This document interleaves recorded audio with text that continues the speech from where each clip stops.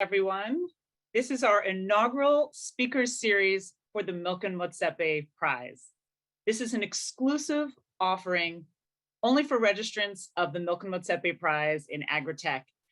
This speaker series will feature experts from across a range of topics ranging from the future of food to investment strategies to the importance of disruptive technologies in entrepreneurial ventures. The Milken Motsepe Prize is a partnership between the Motsepe Foundation and the Milken Institute. It's a series of innovation prize competitions designed to accelerate progress towards the Sustainable Development Goals. Our first prize is the Milken Motsepe Prize in Agritech. It has $2 million in prizes throughout the course of the competition.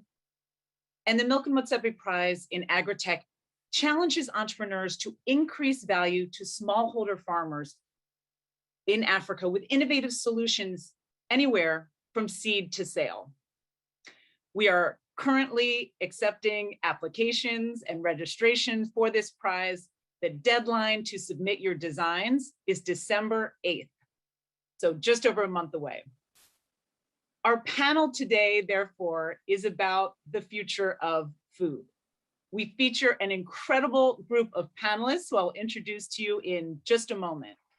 They're going to be covering critical topics ranging from collecting data across the supply chain to how innovators and investors are using technology to confront challenges as we re-envision the future of food. I want to go over just a few housekeeping items. First of all, your video and audio are disabled in this session, so you won't be able to see yourself. You will, however, be able to ask questions. You will see a Q&A button at the bottom of your screen. Please enter any questions into that Q&A tab. Once you enter a question, you will see it disappear, but don't worry, that is what's supposed to happen. You do not need to repost your question. We will hold those questions to our Q&A session at the end. Finally, please direct your questions to our speakers that we have today or about the future of food in general. If you have questions about the Milken Motsepe Prize in Agritech or anything about how to submit your design, please use our help desk on the prize portal that you all are registered on, or you can email us at mmprize@milkeninstitute.org. So all questions here, please, about future of food and for our panelists. I want to welcome our speakers today. You are going to hear from Gyude Moore, Dr. Harold Schmitz, and Umunna today. So I will introduce each of them to you, and then we're going to get into our questions talking about the future of food. So first, Umunna, she is the co-CEO of Nourishing Africa, which is a digital platform that equips and connects agri-food entrepreneurs across Africa. She oversees programmatic, ICT, governance, and communications for Nourishing Africa. The mission of the organization is to drive profitable and sustainable growth of the African agriculture and food landscapes by attracting, empowering, equipping, connecting, and celebrating over 1 million dynamic and innovative young African agri-food entrepreneurs. We also have Harold Schmitz, PhD, who is the co-founder and general partner in the March Fund. He's also a senior scholar in the Graduate School of Management at the University of California, Davis, and the former chief scientist of Mars. The March Fund is a technology venture capital fund dedicated to transforming the multi-trillion-dollar food industry and the expanding global health opportunity this represents, using breakthrough technologies and defensible intellectual assets, creating healthier and affordable nutrition solutions. And last but certainly not least, we have Gyude Moore, who is the Senior Policy Fellow at the at the Center for Global Development. He previously served as Liberia's Minister of Public Works with oversight over the construction and maintenance of public infrastructure. At the Center for Global Development, Gyude focuses on policies of traditional, aspiring, and emerging actors on the continent, especially the rise of China and its expanding role in Africa.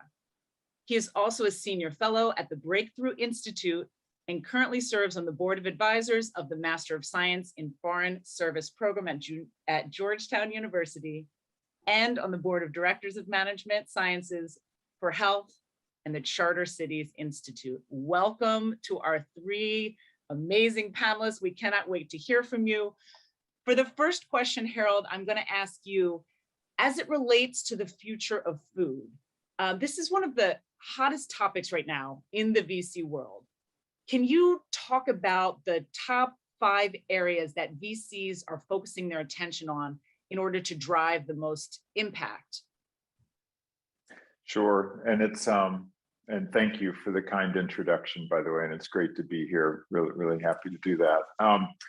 So it's a great question, and it's also an impossible question, you know, whenever it's like a top 3 or top 5, right? So I'll give you some opinions on some key areas, but sort of the way to think about this in the large construct for entrepreneurs and people, you know, excited about starting new companies or getting in the early stages. The global food sector, so there's 2 things. One thing that will never change, and another thing that urgently needs to change. And so the thing that will never change is that the food sector is really built from a 3 sort of link construct, which is buy, that's the supply chain. So that's, you know, where the agriculture happens, the commodities, the supplies that come into the food manufacturer. So it's the buy part. Then it's the make part, which is, this is where, you know, products are made that go into people's mouths. And then there's the sell part. And that's obviously distribution and the consumer interface, and obviously eventually people putting food into their mouths, and whatever happens, right? So that will never change. Buy, make, sell. So what urgently needs to change is that each of those 3 components needs to be disrupted. That would be a business school term, or needs to be radically changed. Another way to look at it from an entrepreneurial perspective is there's a great opportunity to change these 3 things. And the reason it needs to change is because of sustainability, environmental, social, as well as global health. The food sector has an incredible, fundamental impact on health of all people, of course. And there are new health solutions that are needed. And then there's opportunities for new wealth creation and new ways of doing business and business models. So that's the big overlay. So within that buy, make, sell sort of construct that needs to change, if you're, from a venture capital perspective, and also coming from 25 years in the global food sector, one of the largest companies there, and also interacting with the global university sector, and incidentally having had the opportunity to spend a lot of time in Africa in terms of the supply chain and also thinking about consumers over the years. 5-ish areas that I would offer to people to think about that are extremely exciting, no matter where you are in the world. Number 1 would be rethinking the protein supply. So a lot of times in this space, we hear about alternative protein. So basically it's, moving from animal-based protein to quote unquote, alternative sources of protein. What that really means is things like plant-based proteins or fungi-based proteins, fermentation. So, human societies have been fermenting foods for thousands of years. And with the rise of new science and technology, there's opportunities actually to precisely control that fermentation to create protein supplies that are more sustainable and more healthy. So that's a huge area. And so when you hear about unicorns or companies blowing up in a good way, like Impossible and Perfect Day and Beyond Meat and so on and so forth. It's around that area. So that's rethinking the protein supply. That's a hot area. Number two would be rethinking the consumer interface, so digital. And Africa is actually, in a general sort of way, is one of the sort of the most exciting places of the last 10 to 15 years, because the consumer base has done a leapfrog of traditional communication technologies into this digital era in a way that in North America and Europe, it wasn't possible because of the legacy or the structure that was already in place. And so being able to interface with consumers in the digital era and communicate brands and messages and new routes of distribution, e-commerce, extremely exciting.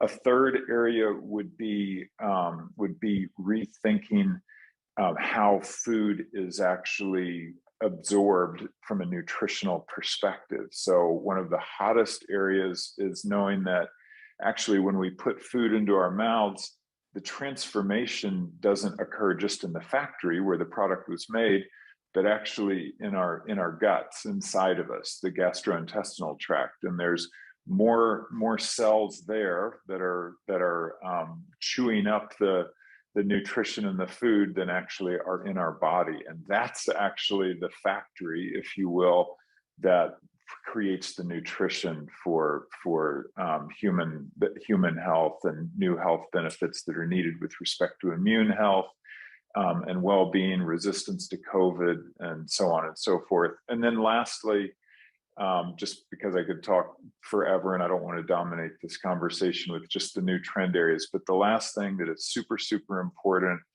and very exciting and will fundamentally reshape the whole sector globally is the use of predictive analytics and artificial intelligence. And those technologies will disrupt the buy part, so the supply chain. So we'll be able to do agriculture better, post-harvest processing, transport, ingredient supply, et cetera. That'll all be disrupted by better, use of better business decisions through artificial intelligence.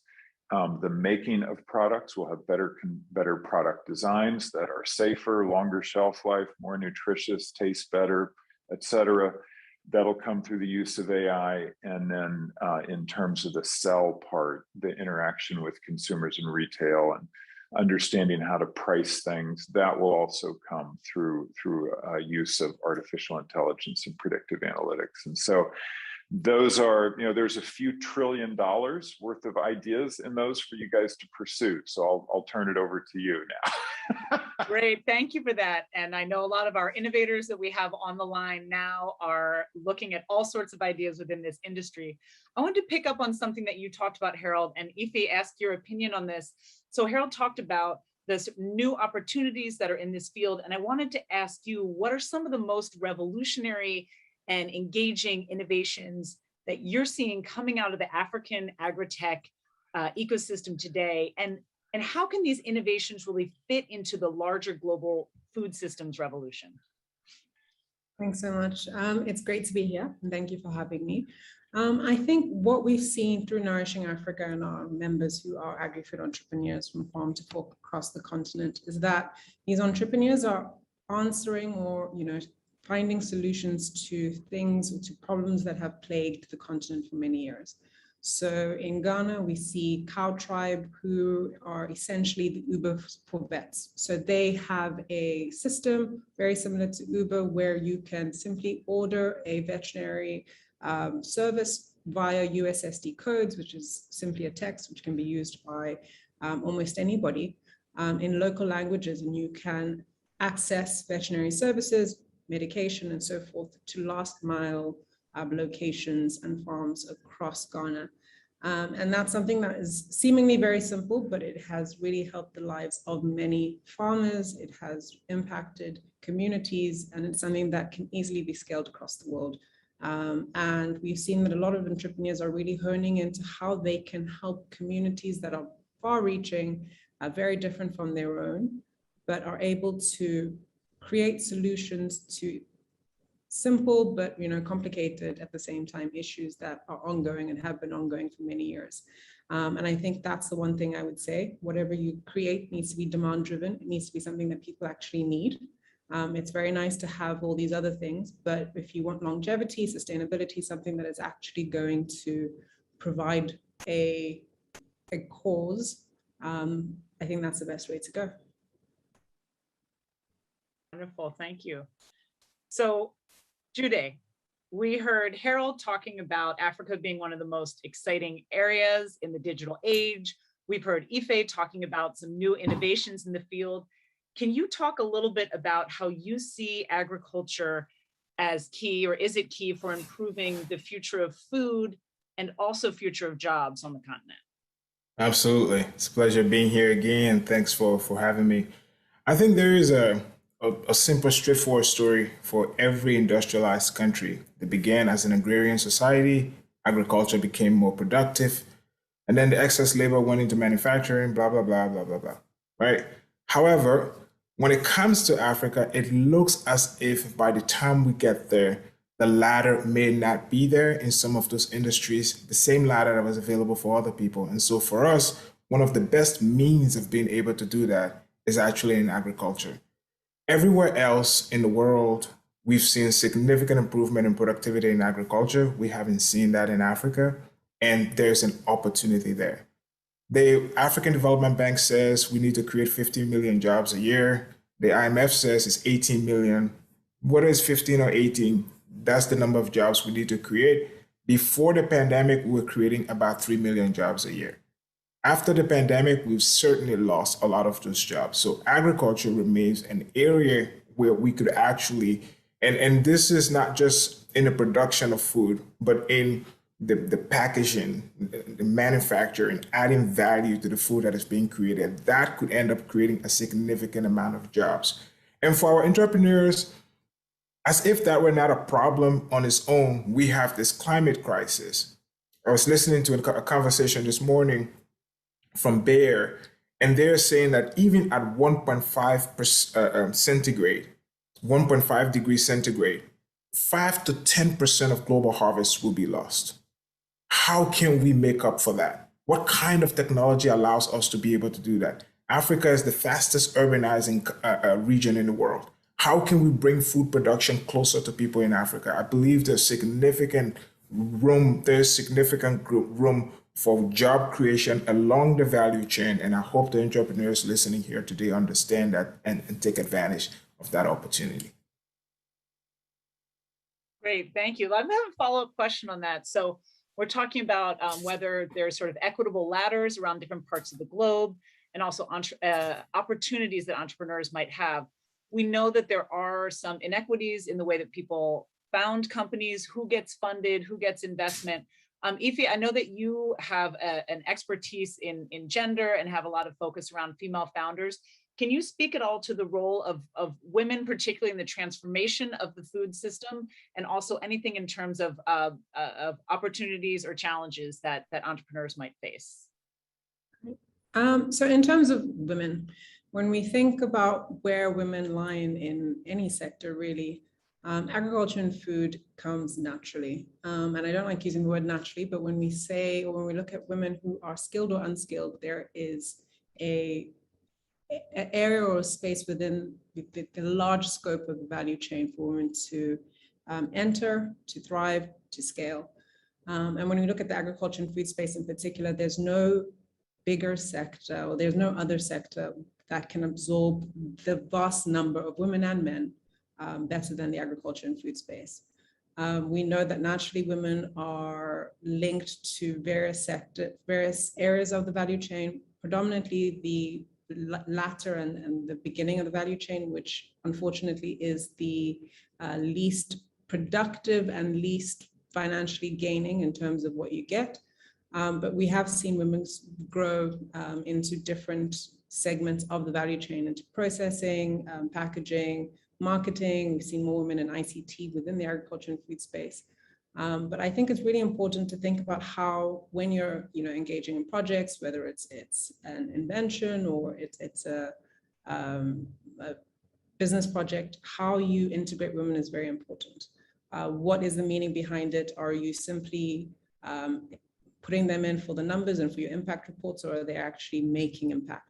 Are women, do they have a seat at the table? Are they making the decisions? Because one thing we know is that you can have a project ready to go, you could have an idea, but when you go to a community of women and you pitch your project to them, they will tell you it doesn't make any sense based on this, and that. And you find that women are more likely to be very direct about the sustainability, the affordability, even the impact of the project based on the current climate that they're in, based on various factors. They are more aware of the various issues that might occur, or success plans and so forth. So I think just based on thinking about the integration of women, it needs to be meaningful, it needs to be impactful, it needs to be sustainable. So that's very important when moving forward and thinking about how to integrate women into the value chain. Yeah, Harold. So one of the, and this probably hops into something that I think you're going to ask about or get into, Emily, but, it's like, what are the best practices for entrepreneurship and starting new businesses that are disruptive, et cetera. And so just to build on, the previous comments of my fellow panelists, just forget about anything except the capitalist gain part. From the capitalist gain part, the most critical thing in creating new successful products, whether it's in the buy, make, sell categories, is actually this thing called design thinking. And this emerged in the 1980s and the 1990s. And Stanford University in California was a sort of iconic leader in this, but it's all around the world. And the point is that your business is most likely to be successful if you actually design into your products or your services the deep consumer empathy or feeling for those products or services and how they're going to be used. And so, as was just described, women are deeply integrated and embedded in unique ways to being women into each of these pillars. And so if you're going to be the most successful possible entrepreneur or venture capitalist or startup person, you want to get the design right. And if you want to get the design right, then you need to have around the innovation table diversity and inclusion, and definitely starting with sex diversity in terms of male and female. Otherwise, you're not going to get the best products right. So it's mandatory if you're going to be the best entrepreneur possible.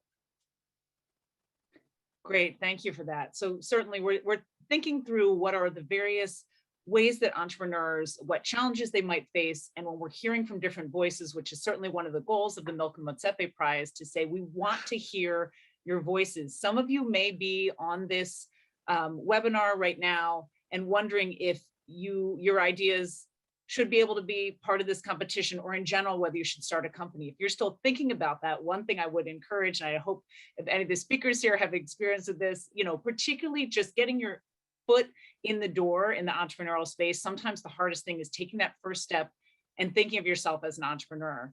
And then the next piece is really as you're interacting with these different sectors. So you three speakers have worked across various sectors in large corporations, in government, with startups. Can you talk a little bit, if you're talking directly to entrepreneurs, particularly those who are fairly new to the space or thinking about how they may operate within that, what are some of the things that you would say that agripreneurs in particular should focus on when they're looking at different industries and think about as they are designing new challenges or trying to grow their business? Gyude, I'm going to start with you. Can I just quickly add to what Ify and Harold said before I answer that question? So there is an agri-tech company in Kenya, Katuga Foods. They just went to a Series C round, 50 million to expand, and they actually think they're valued now at $1 billion. So we're gonna get an agri-tech unicorn. And the only reason I'm bringing that up is what if the opportunity were available longer before that? How many triggers we would have provided? And so this thing, most VCs will make 10 bets and maybe one of them will come back. What we need to see is significant activity of financing these kinds of ventures across the continent. I think I think for me, the one thing that I would say, and I hope it's useful, is whatever it is people come up with, whatever niche in the market or whatever market failure they intend to address, it has to respond to a particular need. If he was talking about how women would be the first to say this thing would work or this thing would not work, the idea of simply copying an idea because it works somewhere else and just try to do it in your context may not be. It might work really well in the US or might work really well in Latin America, but may not adapt to Africa. And so as long as you're responding to something that is pertinent in your context, that is where the reason you exist, the value proposition will be. And so my hope is that people are responding to things happening in their context and not simply taking an idea because it was successful in another region and thinking that you can simply copy it where you are. Great, thank you. I think that's really important advice. Ife, ideas about things that people may face in different sectors for entrepreneurs, agripreneurs. I think agripreneurship in particular is quite unique. When looking for funding, that is a different ballgame all on its own, because we know that investors, typical traditional investors, are very wary of the agriculture and food space for multiple reasons. If you're working with SMEs, that's another ballgame on its own, because ticket sizes are usually too big for the SMEs themselves. And I know it's cliche, but the idea of perseverance in particular is necessary. The sector is unpredictable. We are very reliant on the environment. And as Gyude said, climate change is a real thing. And that stability, or some sense of stability, has very much disappeared. So I think when moving forward as an agripreneur, the first thing, or things to remember in particular, are do your research. You need to be current. Things are changing very rapidly. Agriculture has this, there's a notion towards it that, oh, nothing has changed, it's the same as the way my forefathers did. And that's not true. We see evolving trends, new technologies, new ways of implementing, old tricks, for instance, that have optimized efficiency, and various aspects. So it's really important to just keep up to date. And I would say research is key in moving forward. And even when you are at the stage in which you think, okay, you can take a breather, it's very important not to fall off, because there's always going to be someone else that is doing more research than you at the point in which you decide to cool off. Thank you. Harold. Yeah, sure. So each of the comments everybody has made have been really great so far, and just so to build on them, I would say, so one key thing and how the world is now different, and actually back to, how things do need to change, is that for too long, literally for decades now, it's been food and ag, or ag and food, and they've been very separate. And I think, going forward, the biggest opportunities are when agripreneurs, to use this phrase, actually mentally, frame the solution at the consumer, or food interface, let's say, as opposed to, in decades past, it would be, I'm in ag, that's what I think about. I think about ag.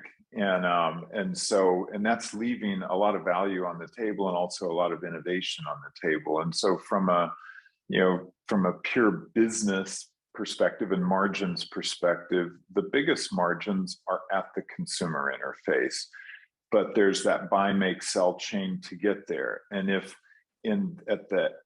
you're in ag, and ag needs to transform, probably the best way to accelerate that transformation in the biggest and highest impact way is not to just stop at the edge of the field, so to speak, but actually to think about what you're doing in ag and how it relates to the consumer product, and the consumer themselves. And so that's a really, really important thing. And then one other item is that, innovation is really, it's really important, and innovation is rewarded by venture capitalists. So the Series C, that was just mentioned would be an example of that. So somewhere there's a great innovation in there, and just always remember, innovation is a team event. There's a old-fashioned view of innovation is the lone heroic sort of event, and it's not. It's a team event, and oftentimes there's the inventor of the idea, or the person who has the insight, and then coupled with the entrepreneur or the business quote unquote person who can see how to translate that. And that's just that fundamental construct itself is it's two people, it's a team, and you need to get a team around the table. So innovation is a team event, and that gets rewarded with capital infusion. Great, thank you for that. And in the Milken Motsepe Prize, we have currently people from 90 different countries signed up to compete in this prize. Now, all of the innovations are going to have to be tested somewhere on the continent. So on this question about team sport, and thinking about Africa as the next big growth market, for those entrepreneurs who are either outside of the continent or who are perhaps in the continent but testing or building for another part of the continent, perhaps in a country or a region where they don't live themselves, can you speak a little bit to the support networks, resources that they might need when thinking about how to adapt beyond their specific locale or country or even continent? Ife, I'll start with you with that question. I think for that, it's simply a case of partnerships. You have to have someone on ground. It is no longer acceptable to be doing something out of satellite offices, or really sitting in New York and trying to get something to a small village in Gyude, Nigeria. That won't work for multiple reasons: ethical reasons, operational reasons. The list really goes on. There are a range of different networks. Nourishing Africa is one. We pride ourselves in having a database and a membership platform of over 1,200 agri-food entrepreneurs from 37 countries who really have now started working together for various reasons, whether it's partnering to scale, just learning from one another and trying to solve each other's problems and breaking barriers. But outside of that, I think that it's really important to find partners that share your vision, that have the same ethical standings as you, that really understand what you're trying to do and buy into what you're trying to do. Because it's one thing to have a partner that just wants to, reap the financial benefits of whatever it is you're trying to do. And there are other partners who really believe that you are going to, change the world and will be able to join you in that. Thank you. And Gyude, this is a point you raised earlier when you were talking about, rather than just taking one technology from one place and plopping it somewhere else without thinking necessarily about how to adapt. Is there anything else you want to add to sort of how people globally might think about scaling innovations? So we happen to be living in these very fortunate times. Right? If you go online today, there are communities of startup founders there, and people active in that space are active on Twitter and other forms of social media. So the idea that you could show up in Nigeria today and find a community, find your community. You could show up in Ghana today and find your community. And so I would encourage people to do that. Then in these tech hubs across the continent, whether it's Nairobi or Lagos or Cape Town, and then the tier 2 cities, but everywhere where there's a tech hub, there are incubators, there are, and those are all public. So even if a person were to come today from Bolivia and show up in any African country, it is possible to find a partner you can trust. It used to be in the time when we didn't have this, where it was difficult to see who can I trust, because trust is such an important component, currency in this work now. You can find people, and for example, if it's organization. So I would encourage people to do that, to find your community online because they're there and they're findable. Great, thank you. And before I get to my next question, I do want to remind everyone here in this session that you can start putting your questions in Q&A. I know we have some that are coming in there. We're going to take a few more minutes on some of our questions before we move to your questions. So please feel free to put them in the Q&A box below if you have not yet done so, so we can make sure to do our best to respond to your questions. Harold, I have a question for you. So talking about this sort of food systems revolution globally, what are some of the game changers you're really seeing in this seed to sale continuum? And do you see any applications that are specific to Africa in these main in this global food continuum? So yeah, it's a really, really good question. It's, so the specific part, so there will be some obvious answers on this to the specific part, but also that are, look, we do live in a global world now. So in a certain way, there's nothing that's specific anywhere, but as Ife said, there are these, local specificities that you need to be tuned into, but that's, so there's going to be those within the many countries of the African, continent and so on and so forth, and the different cultures and everything else. So I think, sort of one thing to always be thinking about is in this disruptive, so there's again, back to this fundamental construct. So the global food sector is a multi-trillion-dollar sector. It's the era has been, let's say, the modern era that this multi-trillion-dollar, very rigid fossilized legacy sector has, for the most part has been built up over the last 150 years or so. So we all have our, excitement or complaints about the sector, but the way that it's going to be disrupted is that it has to be when a punch comes or a blow comes from a small company or an entrepreneur, it needs to be exciting, it needs to get traction, and there's a key word, which is it needs to be able to grow exponentially. And that's like this really, really important sort of central fundamental concept in terms of whatever it is that you're doing and whatever your invention, your insight, your entrepreneurial idea is, think about how can this not grow incrementally or, step by step by step, but actually, of course you need to be very pragmatic and very careful and cautious and spend your capital wisely. But if you do that well, how can your business grow exponentially so that it becomes this Series C, that can go from 50 million in funding to $1 billion, valuation, and there's good reasons for it. And so then that comes to answering the part about the specificity, Emily, which is, so there are certain things about certain, cultures within Africa that are Pan-African, obviously country-specific, region-specific, that, those certain, cultural attributes, just like anywhere else in the world, lend themselves to, if you hit the right button, then it can be, it can be exponential, whether it's consumer understanding or it, hits a benefit that really needs to happen in that, agricultural world in terms of how things are grown, what the supply chain looks like for fertilizer, seed, so on and so forth. And so the key is to, generally think exponentially. And a lot of times this will come to digital and data as the most obvious way to do that.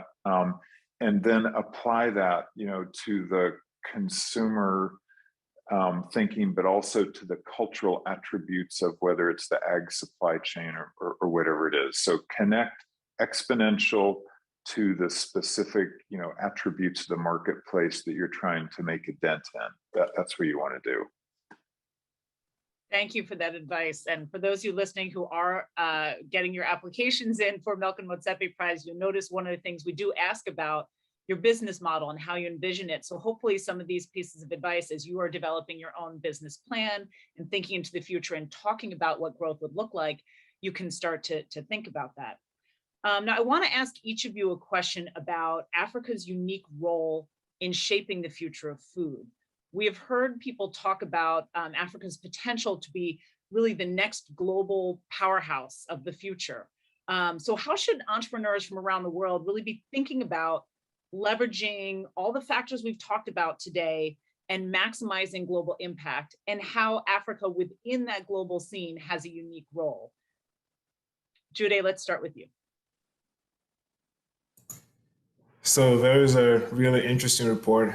It came out in 2019 from McKinsey, and the report notes that the true potential of Africa's agricultural output is up to 20% of global cereals and grain, and the same amount in horticulture. So that is a massive market. Currently, we're importing, there are countries in Africa that import upwards of 30% or more of what they eat. Every single time there is some sort of disruption in global supply chains, it affects us because we eat almost everything. Almost everything we eat is imported. So there's a massive market there. So just imagine 20% of global cereals and grains. And what the report showed was that we don't even have to increase by much the area under cultivation. So it's not clearing more land to be able to do this. We can be able to achieve this. So I think for people who are looking at Africa and wondering what the opportunity is to be able to see that this is the possibility. The second thing I would think about on this one is that I started off by talking about the numbers. Between now and mid-century, there's supposed to be 2 billion added to the global population. Half of that growth is supposed to happen in Africa. So even if you were expanding your facilities in Africa and not even thinking about exporting to the rest of the world, there is a market in Africa for that. There is now a trend on the continent of creating a single market out of all of the economies, and that's the Africa Continental Free Trade Area. Meaning that instead of, if I were in Liberia and investing in Liberia, or Gambia and investing in Gambia, Gambia is no longer simply my market. My market now becomes either the entire ECOWAS region or the entire continent. So there's still a lot that needs to happen with regional integration and regional infrastructure.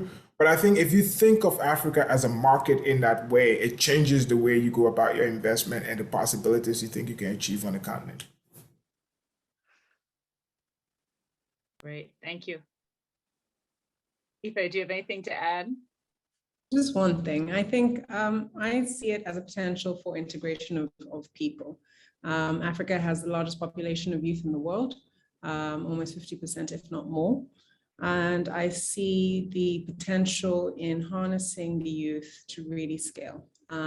There's a bunch, I don't even want to say a bunch, there are a range of different specifications that young people could enter into the market, plugging into different sectors. So I think whatever you choose to do, I think it is really important to assess how you can integrate more young people into the sector, into the agriculture and food value chains, and in meaningful ways, in ways that would really attract them, because we know agriculture is not seen as very attractive to young people.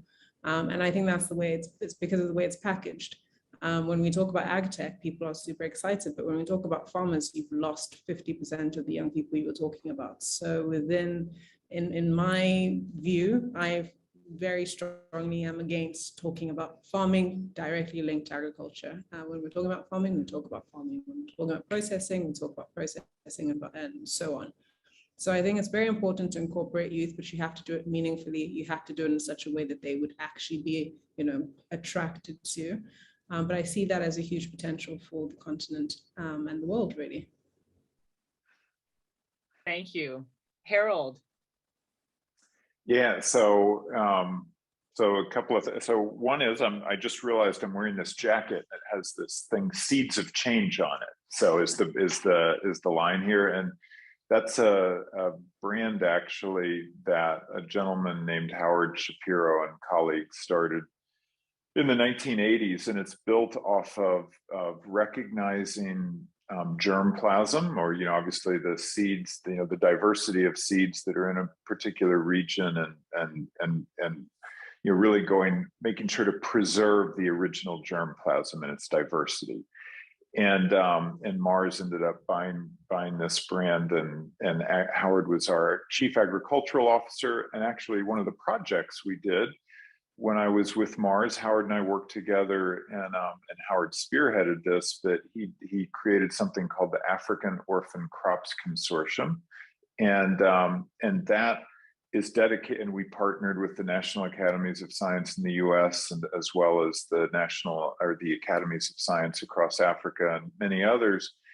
And the purpose of that, which is the sort of half of my answer to this question and why Africa is so exciting from an ag tech perspective, is because the germplasm in Africa as a continent is, like other continents and regions in the world, it has its own specificity and its own flavors, if you will, and so on and so forth. And it has not at all been explored. And in fact, the project African Orphan Crops Consortium, which brings the most modern genomics technology and bioinformatics technology and crop breeding science to agriculture, but focused on African crops and the diversity there. The whole point is that a lot of this, like in other parts of the world, including North America, is being lost as the sort of handful of dominant crops that the last several decades have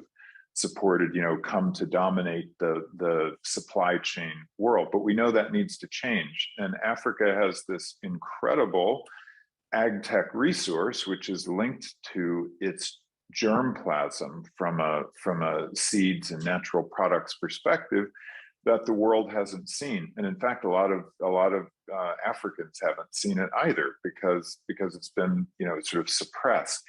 But it's there, and that is something that is very magical. And the consumers of the world have not experienced Africa's germplasm the way they could. And so ag tech entrepreneurship and inventorship, stemming from within Africa and the different regions, could bring a whole new world of ingredients and cuisine. So that's really important. And then the other part of the answer is that we like to say in the sector that the biggest mouths of the world are China, India, and Africa.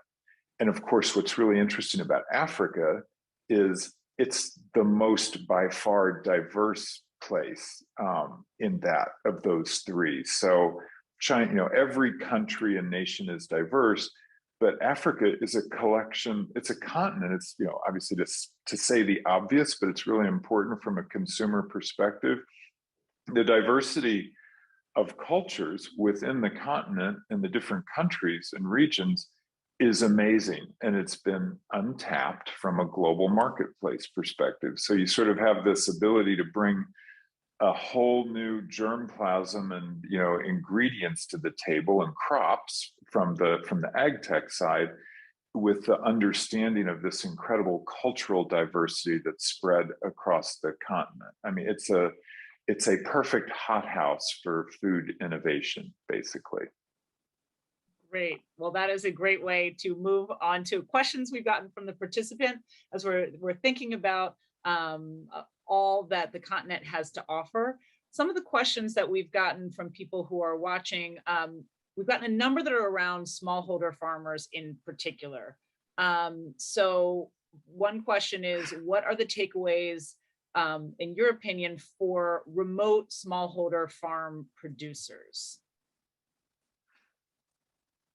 And Ife, this might be, since you work directly, that this is probably best for you to answer that one, I would say, but anyone else can jump in after.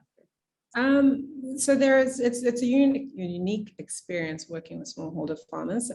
They have their own set of requirements, needs, challenges, as well as advantages. And I think just working directly with smallholder farmers can prove difficult, particularly when they're not in a cooperative or they're not structured in the way that oftentimes is needed to work with a large amount of people. But when we do, we find that you have, whatever it is that you're creating or whatever intend to implement, it needs to have been verified by one of is that prior to creating anything, you need to go to farmers themselves for verification, for questions that you might think are very simple, but to them might not work. And I think when looking at ways to work with smallholder farmers, the best way we have found is through aggregation, through cooperatives, just because we find that they are more aligned with one another. Usually a cooperative leader is one of the farmers within the communities themselves, as opposed to individually. So I think that that's really important when trying to devise how you are going to provide support to smallholder farmers. And then lastly, it is important to note that you will be on the farm. You cannot directly try and work with smallholder farmers remotely for the duration of whatever it is you're trying to do. It won't work. You really need to be present. Thank you. I think that's a really important point. Go ahead. Sorry. Yes. I'll jump in on this a little bit. And so I had the opportunity to have a lot of exposure globally to the smallholder farmer thing, including in parts of Africa. And so there's all the again, that's kind of that's a legacy sector as well. Maybe that's the biggest legacy sector of all, because it covers thousands of years, right? Is the smallholder farmer. And so there's a culture that's deeply baked in. The opportunity, sort of future of food looking forward, I would say, and this is just an opinion, is smallholder farmers in the agri-tech world almost occupy a place like individual consumers in, let's say, cities would, which is,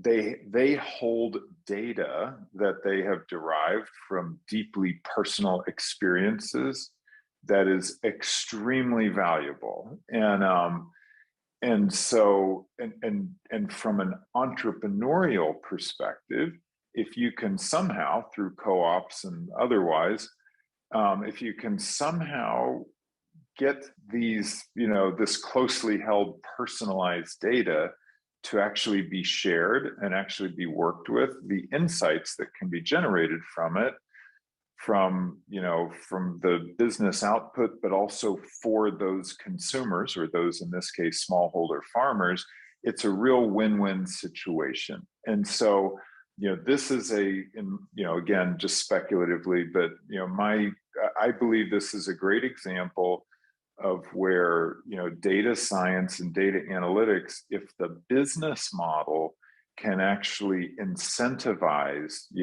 these deeply personalized held beliefs and histories and everything to actually come to the table, you can incentivize them to come to the table and share their experience and their data, then the ability to actually generate ag tech breakthroughs from that is enormous. But it requires great consumer relations or customer relations, getting the cooperatives and that sort of spirit together and making sure the win-win is understood. And then it requires, actually having some high quality data analytics that, can eventually be AI or whatever, but there's something that comes out of that integration of that smallholder data that is valuable to the smallholder farmer and also provides novel insights from an ag, tech perspective. So it's a really interesting challenge that's unique, but the opportunity is huge for the entrepreneurs who can crack that. Great. Thank you. And I think what your point bringing up technologies here actually leads into another question we got from a participant, says Africa has benefited historically from leapfrogging technologies such as landline to cell phone. How can Africa leapfrog the upfront costs associated with agriculture due to recent tech advancement? Gyude, do you want to take a stab at that one?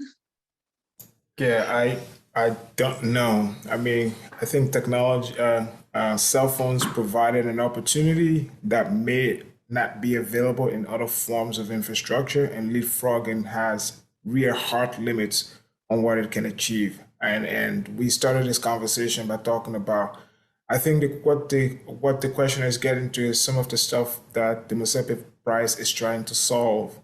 The idea here is that if this prize can bring out and allow the private sector to see the kinds of ideas, the kinds of businesses that are available, then maybe we'll be able to attract more funding here.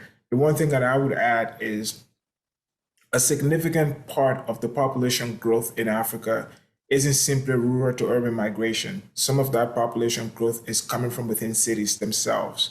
So we have to find a way of bringing food closer to people.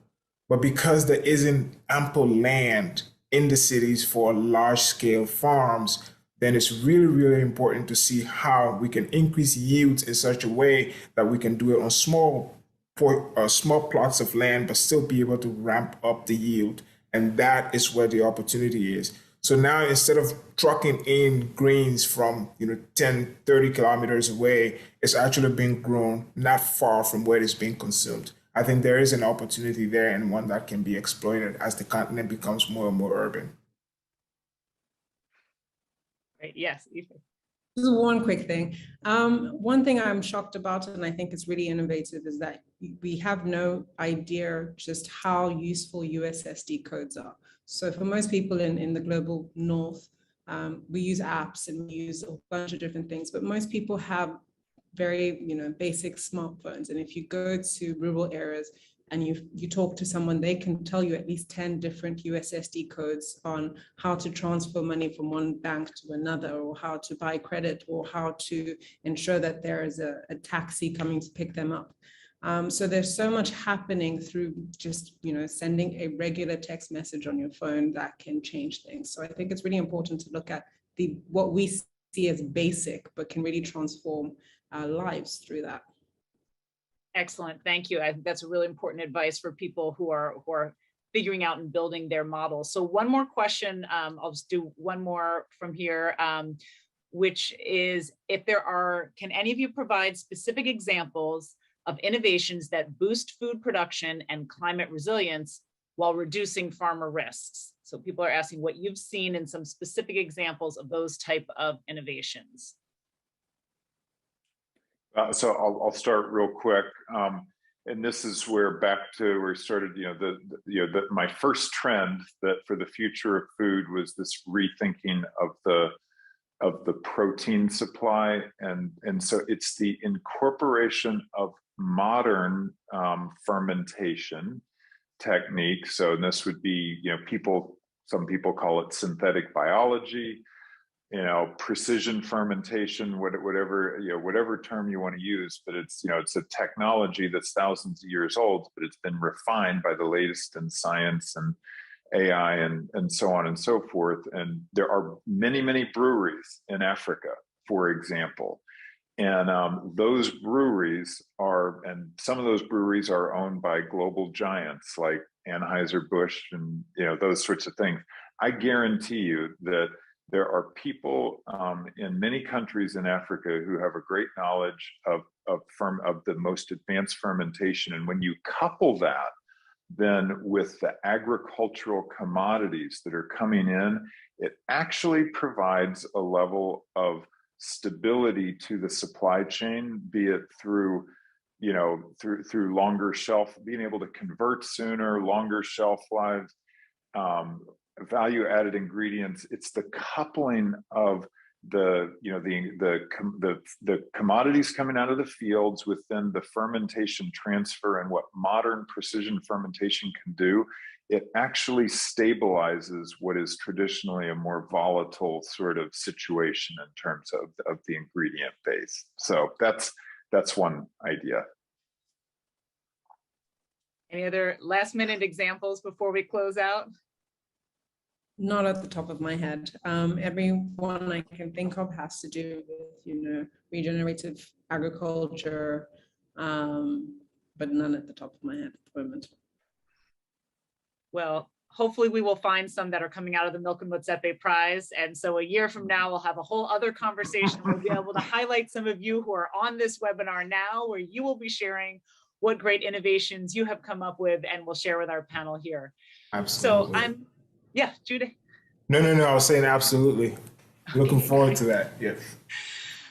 So I'm Emily Musil-Church from the Milken Institute, our Center for Strategic Philanthropy. I'd like to thank all of our participants who showed up here, all of our panelists today on behalf of the Milken Institute.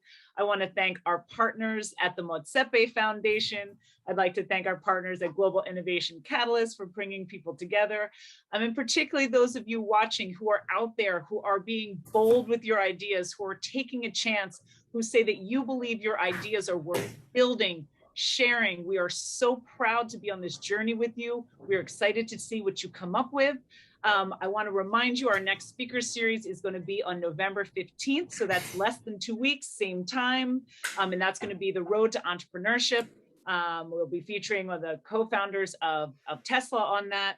And remember, if you have questions about how to submit your design or anything about the prize, please go to the help desk on our Milken Motsepe Prize portal, or you can email us at mmprize@milkeninstitute.org. To our panelists, Gyude Moore, Ife Umunna, Harold Schmitz, we really appreciate your time, your wisdom. Thank you for taking the time to share with us today and to support these entrepreneurs of the Milken Motsepe Prize. Bye-bye, everyone.